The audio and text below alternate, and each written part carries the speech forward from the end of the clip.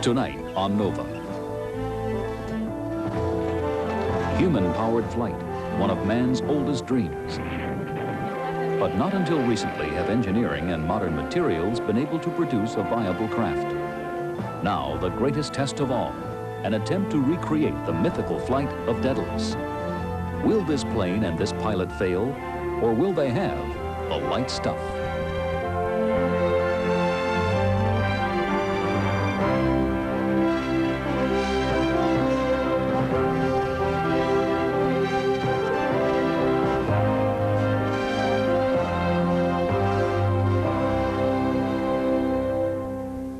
Funding for Nova is provided by Prime Computer, supplying integrated computer solutions to the world's manufacturing, commercial, technical, and scientific marketplaces.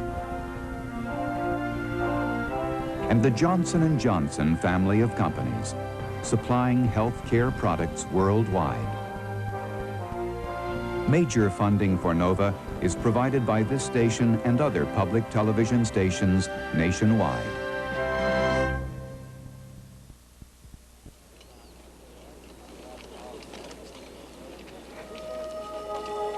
On the Greek island of Crete, an airplane waits. Whoa, whoa, whoa. Be careful walking around the airplane. Never look away from it. It's a delicate, pampered machine, attended by a team of more than 40 designers, builders, pilots, and helpers. Listen for that rubbing in flight. If you hear any rubbing, we need to know. They have spent 3 years and nearly $1 million preparing for a single 72-mile flight across the Aegean Sea. A modest goal, perhaps, except for one thing. The engine is a human being. Ready? Okay, let's go.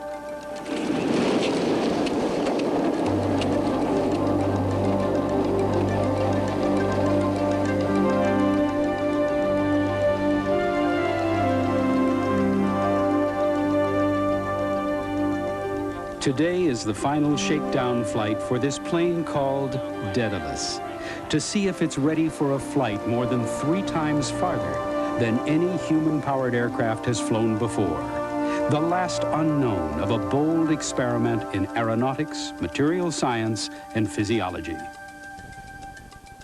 Everything that can be tested has been tested, but no one can predict a gust of wind or a muscle cramp or any other mishap.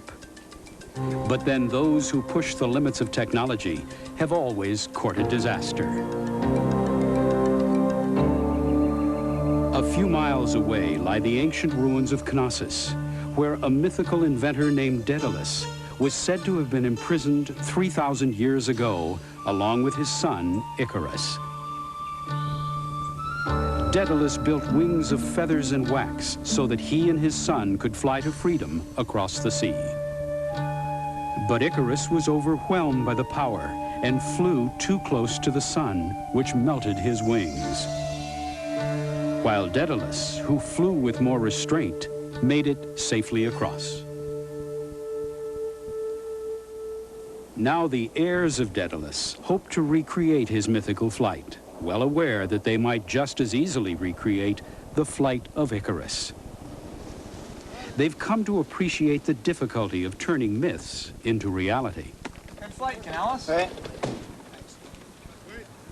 To have any hope of reaching their goal, they've had to create the most efficient human-powered airplane ever built. With a wingspan greater than a 727 jet, Daedalus weighs just 68 pounds and represents more than 75,000 man-hours of design, construction, and testing. But the weather could destroy it all. The success of the flight will depend on being able to predict with certainty conditions that are very rare in the Mediterranean. Almost no wind for a period of at least 6 hours over a 72-mile expanse of open water. In preparation for the flight, 5 world-class cyclists have spent 6 months in training as pilots. Only one will have a chance to fly. Okay. Managing this effort is a big job in itself, coordinating the support of 38 corporate sponsors and the government of Greece, and supervising 43 team members earning minimal pay. It's an ambitious and sophisticated operation, but they're still up against the same difficult problems that have always plagued people who want to fly.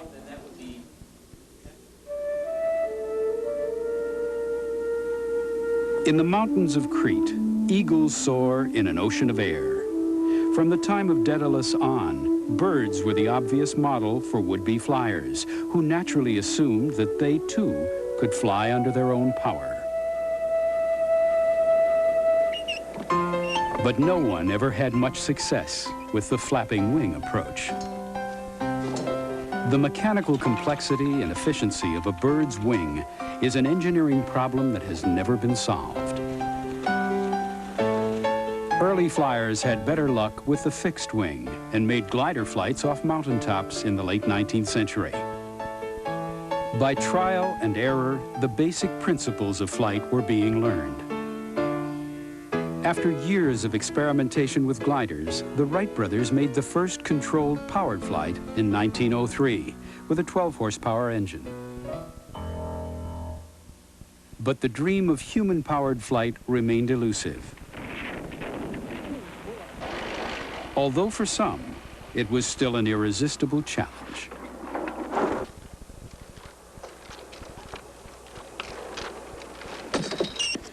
The attempts became more sophisticated, but didn't solve the problem.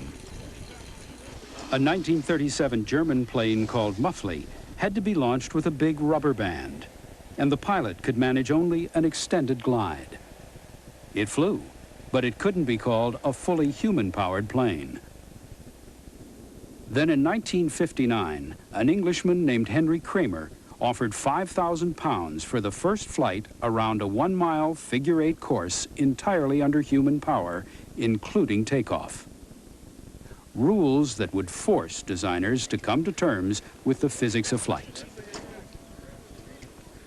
It begins with lift, produced by a moving wing whose shape or airfoil causes the air passing over it to travel faster than the air beneath it. This creates lower air pressure above the wing than below, causing it to rise. An aircraft needs to fly fast enough to produce lift equal to its own weight, with enough forward thrust to overcome the air resistance known as drag and maintain its speed, all of which requires a certain amount of power. More weight requires more power to produce more speed, to produce more lift. But the added speed also increases drag, requiring even more power to produce more thrust. The problem with a human-powered airplane, or HPA as it is called, is that it's stuck with a low-power engine, about 1/4 horsepower. British designers tried to compensate by emulating the low-drag design of gliders, but they were working with wood and ended up with small, heavy planes that soon exhausted their pilots. They did make progress. Sumpac made the first human-powered takeoff in 1961. In 1962, a plane called Puffin flew 993 yards, and the record stood for 10 years. It was beaten in 1972 by Jupiter, a heavier but aerodynamically cleaner design, piloted by a strong athlete.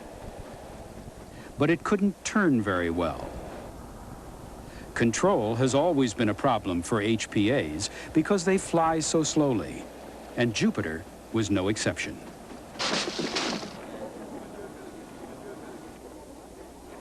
The attempts continued in Europe and Japan. But there was a growing feeling that the rules of the Kramer competition were just too tough. Then in 1977, an American named Paul McCready unveiled a new concept. The Gossamer Condor required less power from the pilot because it flew more slowly than previous HPAs. It needed a large wing to maintain lift at this slow speed, but it was made of lightweight plastic and aluminum tubing with wire braces for strength instead of a heavy internal structure. After considerable work to solve control problems, the Gossamer Condor and pilot Brian Allen finally captured the Kramer Prize.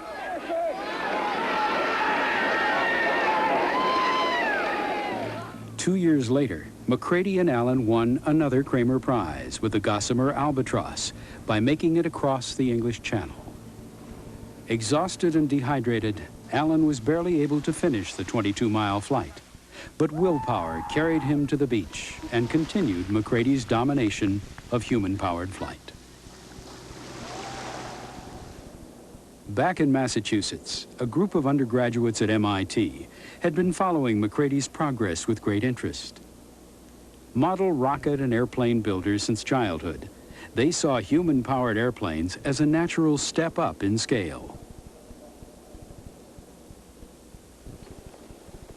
In 1979, they launched their first plane named Chrysalis. The Kramer Prize was on their minds, but 1 week later, the Gossamer Albatross made it across the channel on its first try. John Langford was an MIT senior in aeronautics at the time.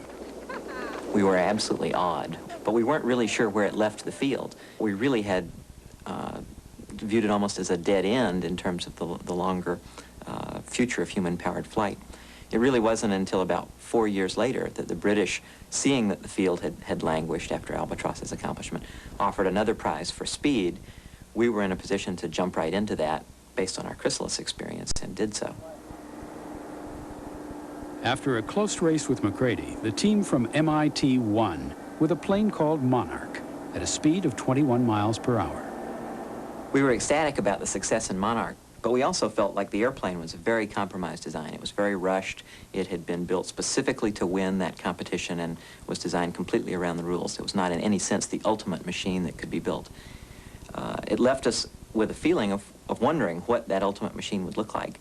And that actually led directly into Daedalus, because we took the idea of the ultimate airplane and applied it to what we saw as the ultimate challenge, which was a recreation of this mythical flight of 35 centuries ago that really forms the opening of any anthology of flight.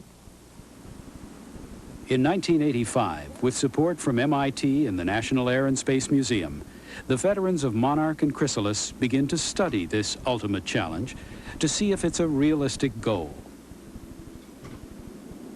From the coast of Crete near Knossos to the nearest island, Santorini, is 72 miles, more than 3 times farther than the English Channel crossing, which had completely exhausted the pilot. Was such a long flight physically possible? To find the answer, they look first at potential engines. How much power could an endurance-trained athlete be relied upon to produce, and for how long? Steve Bussolari, an MIT assistant professor of aeronautics, is in charge of finding out.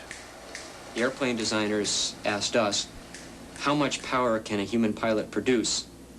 And the physiologists said, how much power do you want? And the airframe engineers said, all the power we can get, how much can they produce? So it was clear that we had an unresolved design issue. So what we did was we went out and recruited athletes and tested them to determine how much power they could produce. Okay, load's going up. Keep good rhythm. That's good. Dr. Ethan Nadell, a physiologist from the Pierce Lab at Yale University, designs a test in which the athlete rides for about 15 minutes under increasingly heavy loads. Okay, load's going up now. Push hard, keep that rhythm. Good. The rider consumes more and more oxygen as his power output goes up. Load's going up now. Push through it.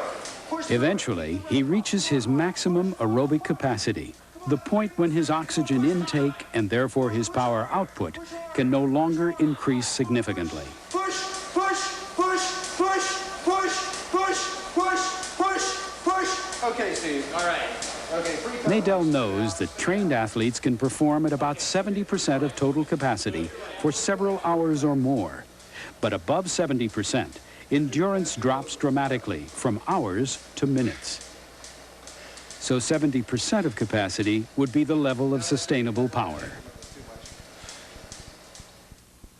Looking back in the data, Steve finds that at 70% capacity, the best athletes in this test produced about 3 watts of power per kilogram of body weight. Now the airframe designers have a starting point. But before they can fix the size and configuration of the plane, they have to decide how fast it needs to fly, because airspeed has a profound effect on power. The power required of the aircraft's engine, in this case the pilot, goes as the cube of the airspeed. That is, if you double the airspeed, you have to produce 8 times the power to fly the aircraft.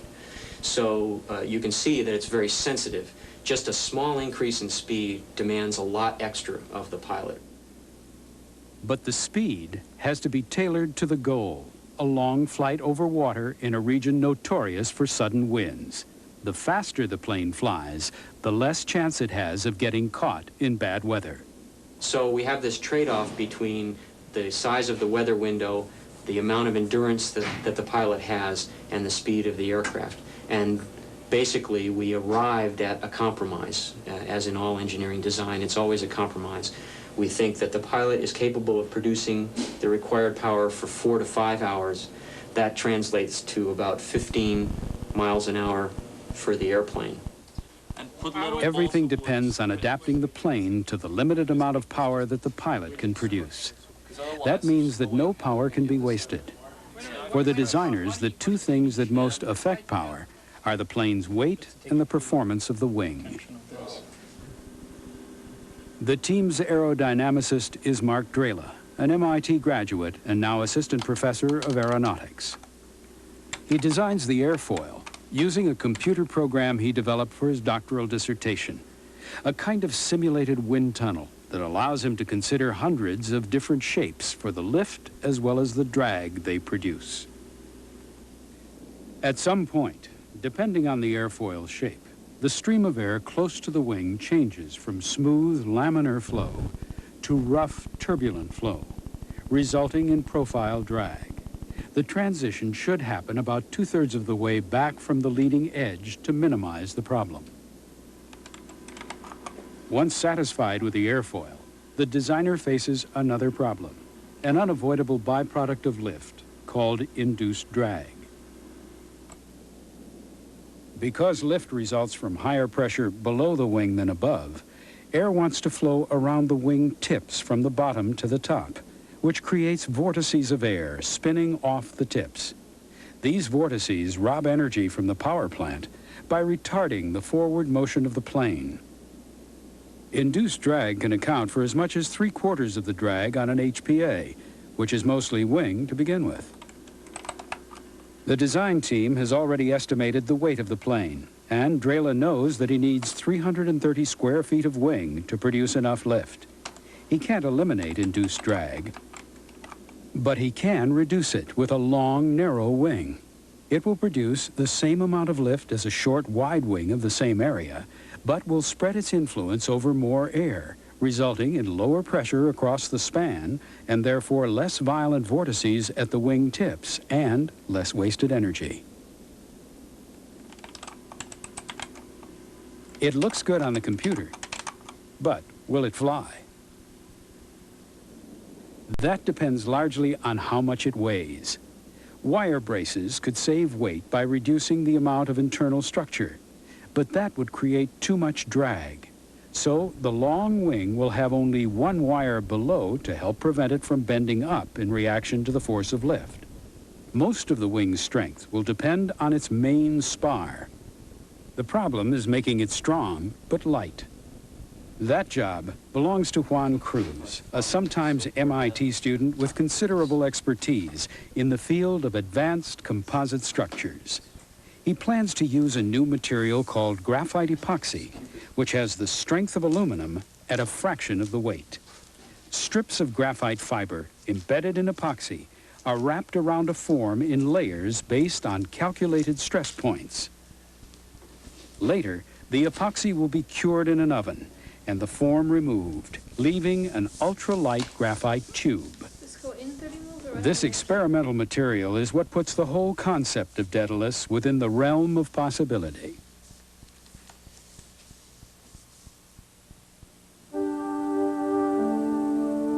By the summer of 1986, the Daedalus team has moved into MIT's experimental flight facility at Hanscom Field outside of Boston.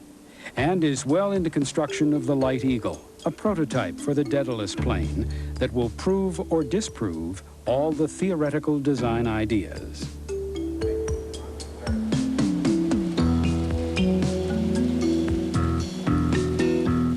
The airfoil shapes are carved out of blocks of styrofoam on a hot wire cutting machine, which takes its instructions directly from a computer. This homemade machine guarantees a precise replication of Drela's airfoil design.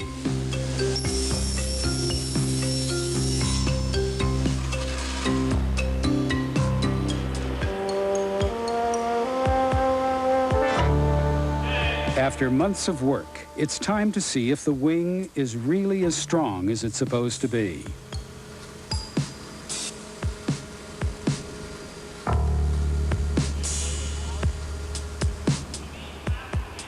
£350 of water hang from the spar to simulate the kind of load it must be able to take in flight. No graphite structure has ever been pushed this hard before, and if it fails, the project is in serious trouble. This makes me nervous. Pretty good. Yeah, looks all right. Okay, here we come.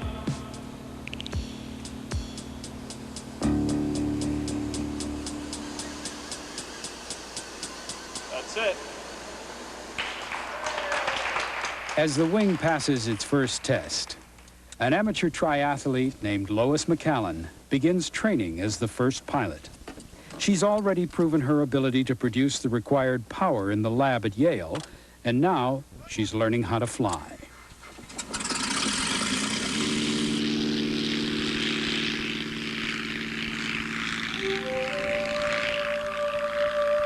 Lois will log hours of flying time in gliders and ultralights before she's ready for human-powered flight.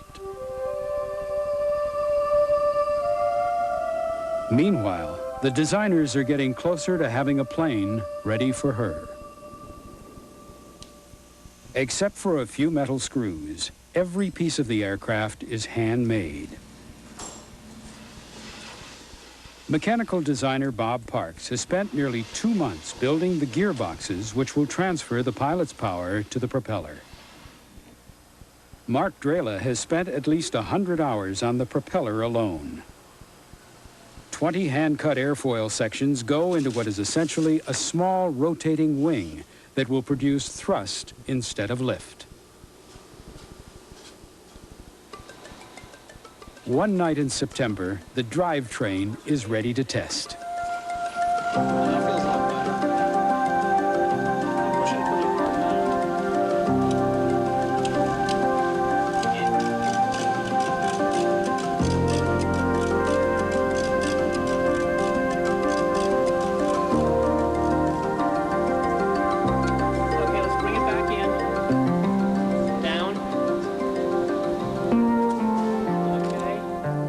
The theoretical phase of this project is coming to an end.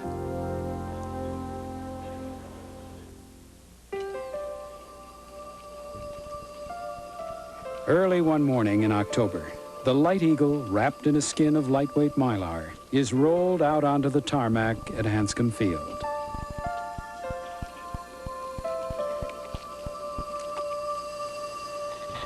Lois has been sealed into the temporary fuselage and is about to find out what it's like to fly under her own power. Okay, all set. Set? All set. Okay, let's roll it. Okay, Mark. As you're taxiing on the ground, you hear the landing gear rolling, and it's pretty loud. And all of a sudden, the noise is gone, and you think, my God, I'm in the air. And you just keep pedaling. After 13,000 man-hours of work, the Daedalus project is officially off the ground. Here we are, it works. You know, we can do this. It was just, you know, this is the moment we've been waiting for, and there it was. Now it's time to test the limits of the plane and the pilot. Excellent, Lois, excellent.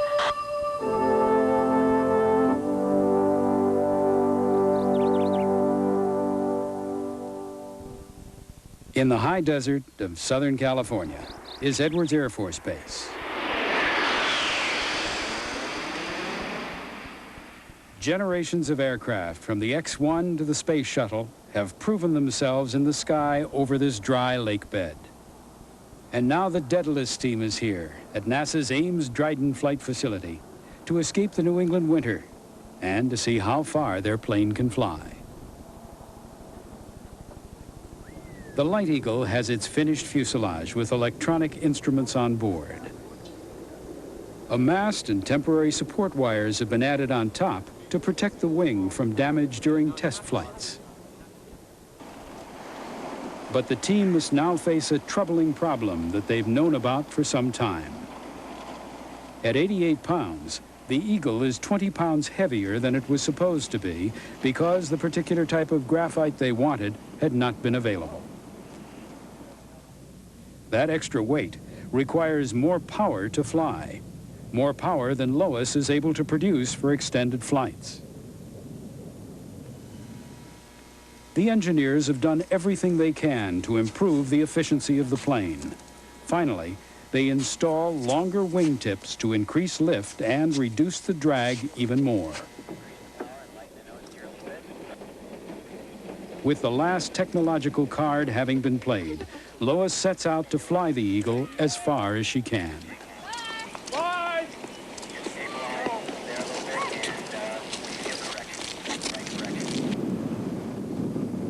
My greatest fear was disappointing the group and not being able to perform in the plane the way that they wanted to see it perform. And that was a real concern.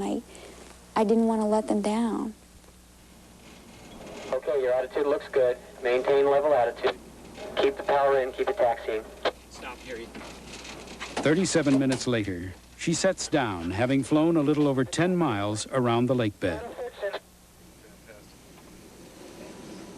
It's a world record for human-powered flight by a woman. But she's reached her physical limit. For the team that hopes to fly 72 miles across the Aegean Sea, there's no alternative now but to look for a stronger pilot.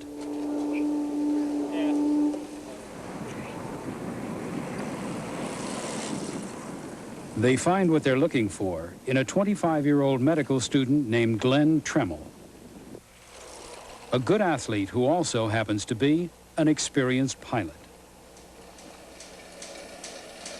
In the lab, he produces 13% more power than Lois. It's a small difference, but it may be enough to put him over the long endurance threshold when flying the Light Eagle.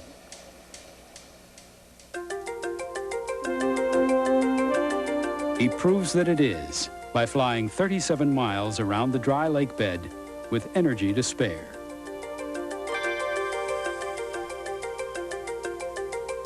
It's the longest flight ever in an HPA, and strong evidence that the flight from Crete is possible.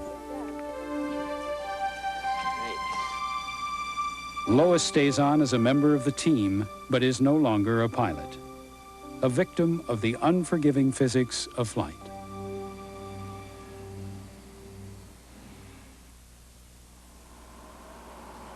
Six months later, the Hanscom Field hangar is active again. Because of the ominous possibility that it may take more than one try to make the flight from Crete, 2 Daedalus planes are under construction. Harold Youngren, a veteran of the team's early human-powered flight days, has taken a leave of absence from his job to supervise the engineering. Drawing on the experience with the Light Eagle, he's determined to achieve perfection with Daedalus. Every unnecessary gram of weight is stripped away. Even the adhesives are rationed out. The overall strength of the plane is reduced to the bare minimum. This time, they have the right kind of graphite. It has greater stiffness, so they can get away with using less of it, saving even more weight. Each plane takes 15,000 man-hours to build, so more undergraduates have been recruited to help out. With all the refinements, the planes should be under 70 pounds. Even so, they aren't taking any chances with the power supply. 4 world-class competitive cyclists have been recruited to fill out the pilot team. That one's a Porsche and this one's Greg a Ferrari. Zach, Frank Scotia, Eric Schmidt, and Kanelos Kanelopoulos all have greater power and endurance than Glenn Tremmel, but none of them have his flying experience. So while the Daedalus planes are under construction in Massachusetts, the Daedalus pilots are in California learning to fly. They also keep up an intensive training regimen, cycling at least 400 hard miles per week. But even this kind of conditioning won't guarantee success. The estimated flight time from Crete has increased from 4 to 6 or even 8 hours due to the likelihood of headwind. A flight that long presents serious problems no matter how good the condition of the pilot. After 3 to 4 hours of heavy exercise, the body depletes its reserves of glucose, an essential energy fuel. When this happens, power output drops dramatically. For the Daedalus pilot, that would mean a splash landing in the ocean. Dehydration would also be a problem on a 6-hour flight, since the pilot will sweat more than a quart of water per hour. Dr. Nadell solves both problems at once with a drink designed to replenish glucose, water, and salt at the same rate that they are lost. With the help of this drink, each pilot is able to complete a 6-hour endurance test at flight power.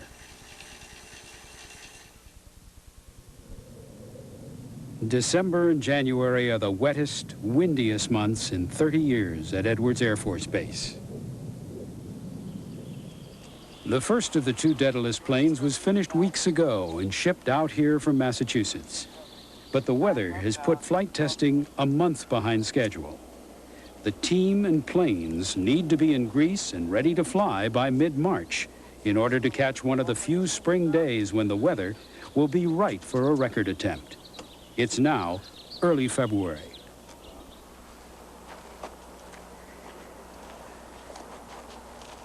Every inch of Daedalus is meticulously crafted and a marvel of lightweight design. But it's so fragile that a gust of wind could tear it apart. I think that the wind is definitely too much. I mean, I think we should scratch. 4.8, 4.95. The builders are extremely protective of their million-dollar airplane.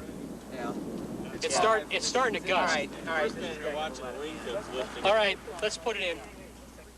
They take no chances with the weather, even though they've had only a fraction of the flight time they'd hoped for. No one wants to risk an accident this late in the game.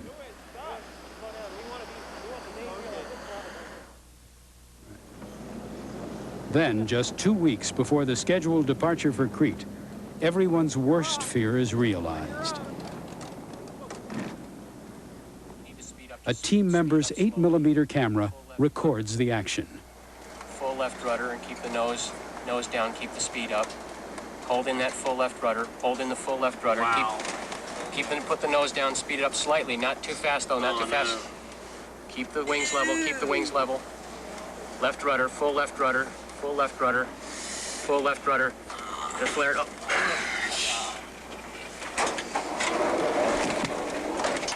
The pilot is okay, but Daedalus is not.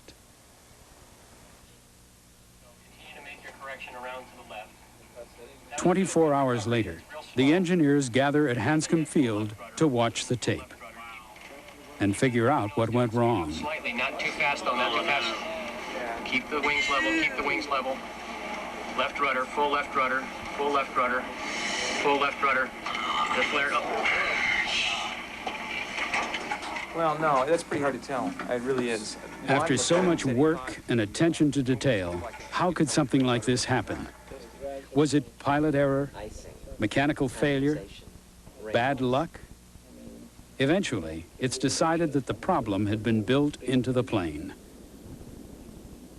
Most airplanes, including the Light Eagle, have ailerons, movable surfaces on the wingtips that the pilot uses to control bank angle and maintain level flight. But to save weight, the Daedalus was built without ailerons. Instead, it was supposed to have more dihedral, or upsweep of the wings. If there's enough, this tends to keep the plane level. It was to be done by lengthening the wire underneath, allowing the wing to bend up in reaction to the force of lift. Full left rudder. But because of disagreement within the design team about how much was enough, the Daedalus ended up with less dihedral than it needed. And when a gust of wind lifted one wing, the plane went into a slow spiral dive, which the pilot could not correct. Left rudder, full left rudder. We have an airplane which is all smashed up, but about 2 weeks worth of work to fix. The improvements, and in some sense, are obvious. I mean, the problem with all these things is that accident like this is that hindsight is 20/20. We're going to increase the dihedral. We're going to do some testing with the Light Eagle with increased dihedral. That'll give us the information we need to either say, well, this is not going to work or it will work, and just go ahead for grease with that. We don't have much time. At this point, we're under a lot of pressure. I mean, in order to finish the current ship, which is out in the hangar, we have probably another 600 man-hours worth of work to do in a very short time. And the problem is getting rapidly to the point where it has to be done by very few people, too, because they're the only ones who are qualified to do the work. But that ship will be finished by our elite crew on the middle of next week, and then go out to California. From now on, there's very little sleep for the building crew. The move to Greece has been set back a month, and if there are any more delays, they won't make the spring weather window this year, or perhaps ever.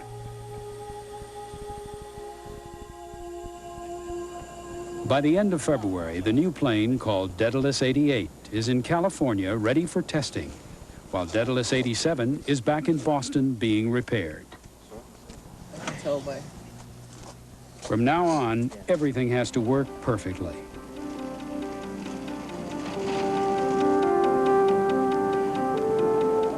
As it turns out, the suspense is short-lived. That's good. With more than twice the dihedral of Daedalus 87, Daedalus 88 seems to be perfect. It's finally clear that the plane has reached its ideal form and is ready to take on the myth it was named for.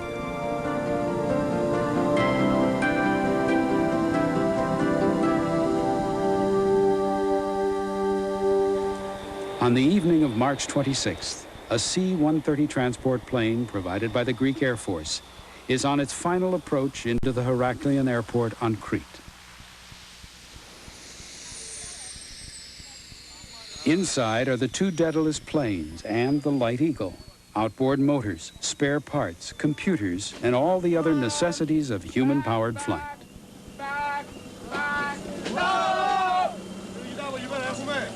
From this point on, the Daedalus project is a bilingual, bicultural effort. Okay.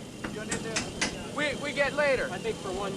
It's very light. No. This is okay.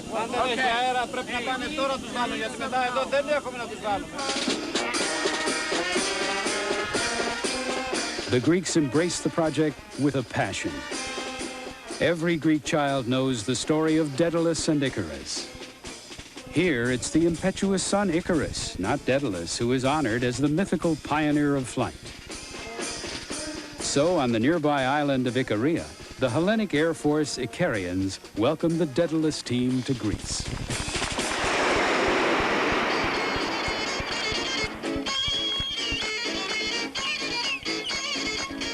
The project is now very much in the public eye.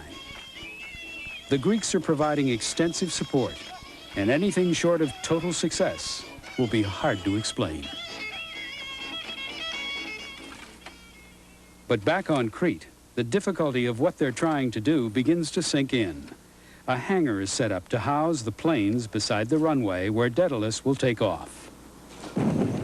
The next day, gale force winds nearly blow it away, along with the unassembled plane inside. In fact, the wind seems to blow constantly on Crete. Looking out to sea, it's difficult to imagine a day calm enough to fly a human-powered airplane. A team of meteorologists has been studying the weather along the flight route for 3 years, and the statistics say that there should be 2 or 3 calm days in April before it gets too hot to fly. Somehow, those numbers seem more theoretical here than they did back in Massachusetts. The pilots are cycling up to 100 miles each day in the mountains. To prepare for a major endurance effort, an athlete has to train hard and then taper for a day or two before the event so that he's rested, but still in peak condition. The 5 pilots are on a rotating schedule like baseball pitchers, so that someone is always ready. The one who makes the flight will be the one who's up in the rotation on the day when the weather is right.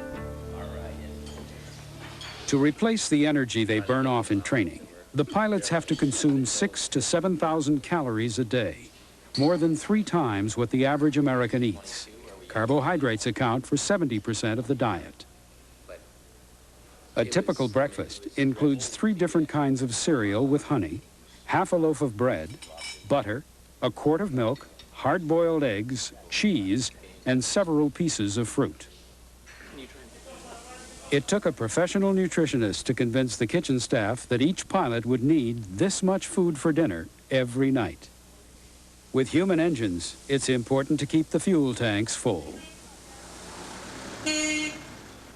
The Hotel Exania in Heraklion has now been taken over by the Daedalus team. In a corner of the lobby that serves as headquarters, Steve Bussolari's weather reports have become a daily ritual.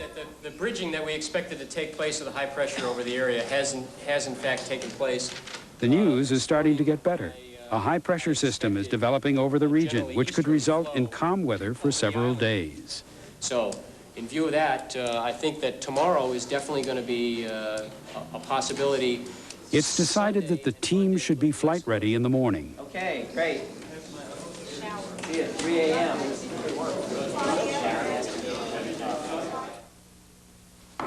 Get up, man. It's flying time.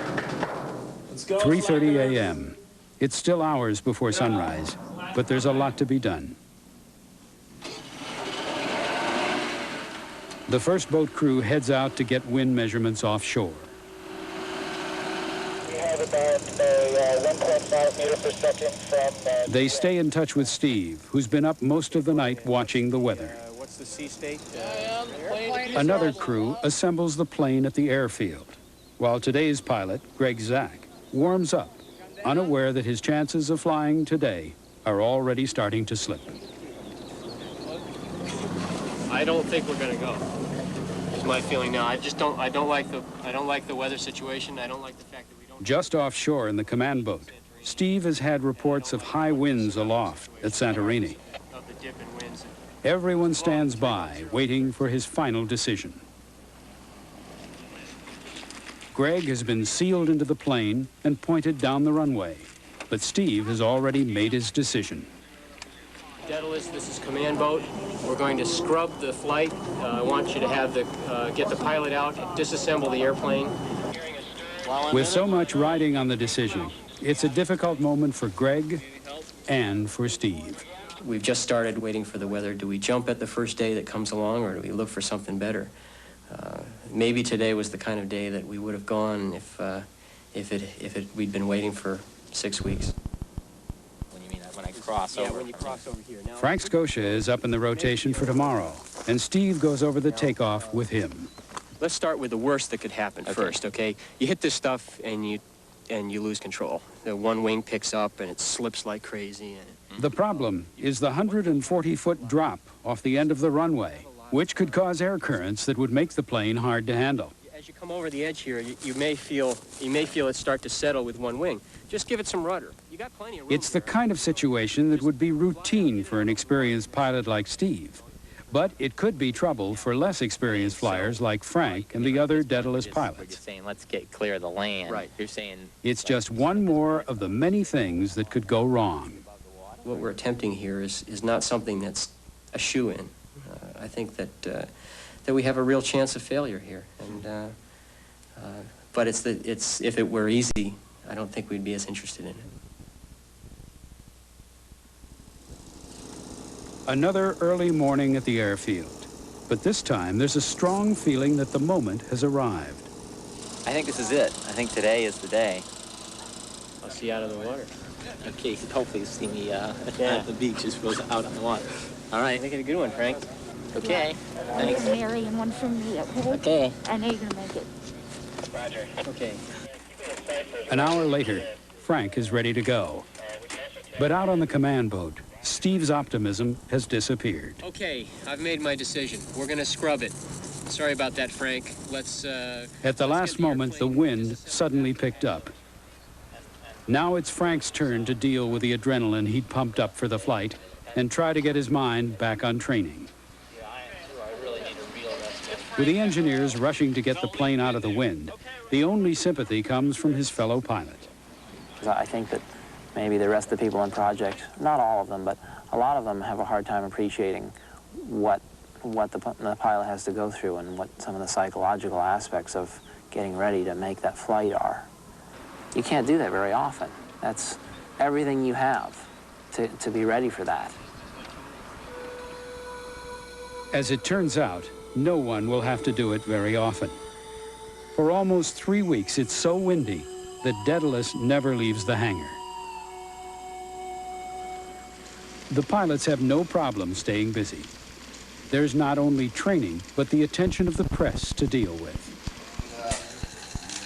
The Greek pilot Kanelos is very much in demand. He's already well known as the country's top cyclist, and his status on the Daedalus team is a big story in the Greek press, especially since there's no guarantee that he will make the flight. It's an American project, and there is a Greek in there, and now we are in Greece. It's normal focusing on him because they expect of me doing the flight. They cannot think about doing the flight someone else. That's a problem.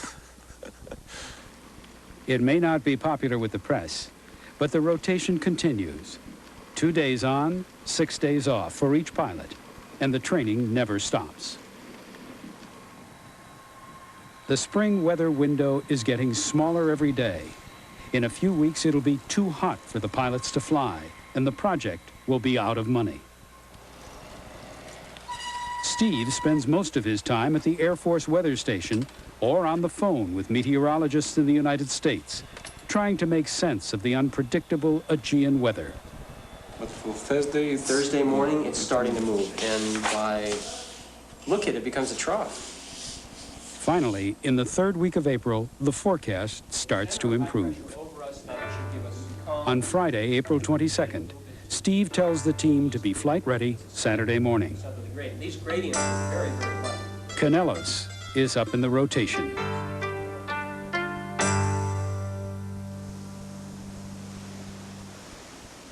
Looks good, Yannis.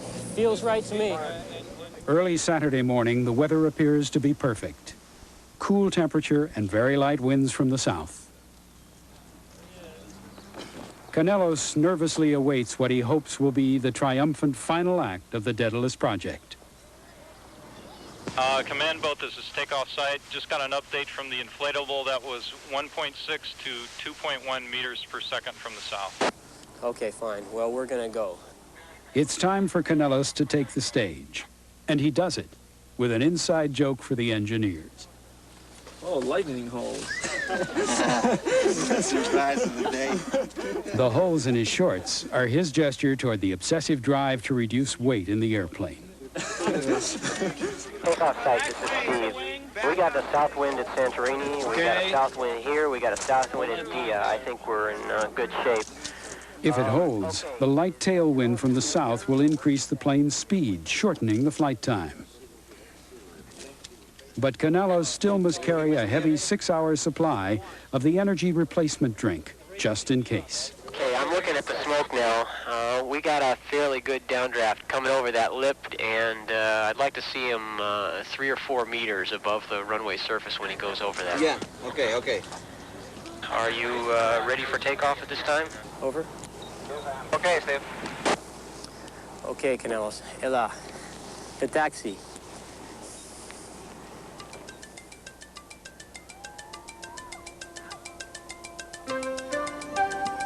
Take off. Ease up. Well, the research part of this project is officially over.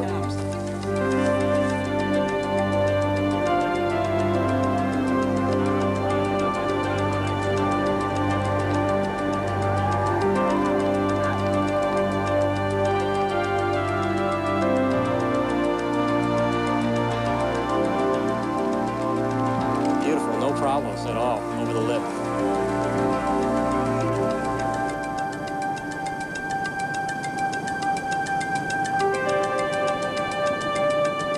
You look awesome. Really good, Canales. Looks great. Awesome! Here we go! Woohoo! Orea, Canales. Orea. What's your airspeed, Canales? 14. 14, that sounds good. What's your heart rate, over? 145. Up there. Better than perfect. My pulse now goes to 30s, upper 30s. The Greek Navy, Coast Guard, and Air Force are on hand for emergency support and to keep the pathway clear. But Daedalus doesn't seem to need any help. The plane and pilot perform beautifully, and with a boost from the tailwind, the only concern is that it will all be over too soon. You're making about 18 knots, 18 knots. If you keep up this speed over the bottom, it's only 3 hours to Santorini from here, which is a piece of cake. But we'll keep you posted on the speed. Over. The only landmarks now are the world records falling one by one. First down is the Gossamer Albatross straight line record of 22 miles. Then it's the Light Eagle's absolute distance mark at 37 miles. Finally, the Gossamer Albatross duration record at 2 hours and 49 minutes. But the records have become almost a footnote to the experience. The greater satisfaction now comes from the realization of a dream, a modern mythical creature, half man, half machine, living out the earliest fantasy of flight.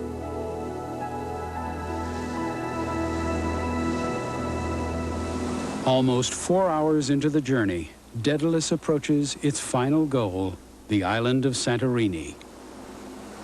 Okay, Santorini Beach, this is Command Boat. We're going to want you to get ready to lay the smoke for us. It's just over those boats. The flight has been flawless, almost routine. Canellos could probably keep going for hours. But the gods are not going to let the mortals off so easily. The wind is suddenly picked up. Steve, the smoke is coming out. Canellos will have to come in parallel to the beach for an upwind landing. Okay, let's get the beach clear, beach people. And Canellos, I want 20 degrees to the right. Give me a good right turn. I want to give you plenty of room to approach that landing site, over. Okay, don't worry. I never worry. Okay, you look good now.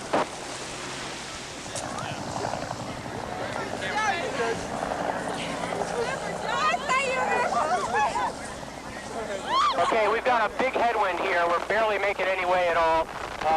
Canellos, that looks good. Maintain this heading. There are people running on the beach now. I think there's a lot of people running. Okay, well, don't worry about them. We're going to land where they aren't. Caught in the strong headwind, Canellos is having trouble approaching the beach. Okay, maintain that heading. Maintain that heading. I want the wing runners right there. He's going to set down almost vertically. Okay, you're looking good, Canellos. A little bit of a right-hand correction. A little bit of a right-hand correction. Easy, keep the... Uh-oh. Uh-oh. A gust of wind snapped the tail boom and then the wing, turning Daedalus into Icarus. The first thought is for the safety of Canellos. But before the crowd can reach him, he's out of the plane and on the beach, looking refreshed after his swim. The records have been set and no one is disappointed. And while the effort may seem to be short on practical benefits, a pursuit like this can inspire progress in technology by changing ideas about where the limits lie. If a plane can fly with a 1/4 horsepower engine, what else is possible?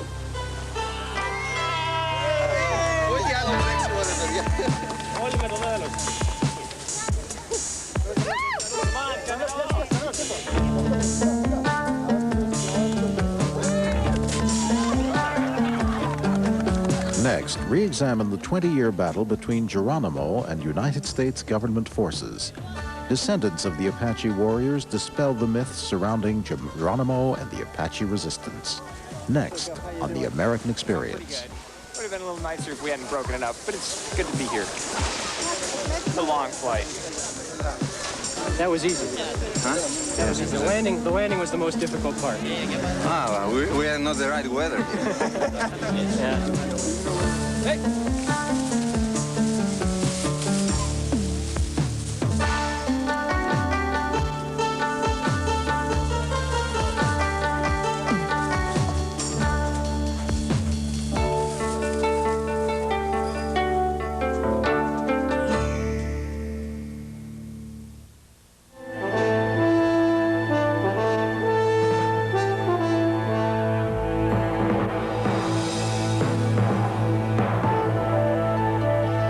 Funding for NOVA is provided by the Johnson & Johnson family of companies, supplying healthcare products worldwide, and Prime Computer, supplying integrated computer solutions to the world's manufacturing, commercial, technical, and scientific marketplaces.